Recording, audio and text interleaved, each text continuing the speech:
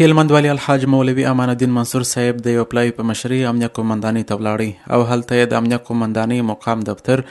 امنیت امریت، اداري معاونیت، تأمیناتي معاونیت، پیژند، پلان او اپراسیون، جنایي پیښو په وړاندې مبارزې، ټولۍ، قرارګاه او نورو اړوند څانګو څخه په داسې حال کې لیدنې وکړې چې د امنیه قوماندانۍ د دفتر مدیر الحاج مولوي عبدالغفور مبرور او یو شمېر نورو مسؤلینو یې ملتیا کوله. همداراز هلمند والي د اداري اصلاحات او ملکي خدمتونو رئیس مولوي اغا صاحب په ملتیا د امر بالمعروف، سرحدونو، قومونو او قبایلي چارو،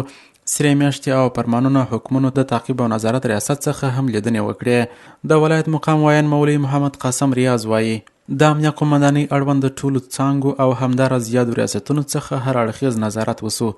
له مسؤلینو سره خبرې وسوې، ستونزې شریکې سوې او د حل پر لارو چارې یې پراخ بحثونه وسوه. هلمند والي ټولو مسؤلینو ته د چارو لا ښه سمون، خپل منځي همغږۍ، دندو ته پر وخت حاضرېدلو، د ولسونو خدمت او اړوند نورو موضوعاتو په اړه لازمې لارښوونې او سپارښتنې وکړې.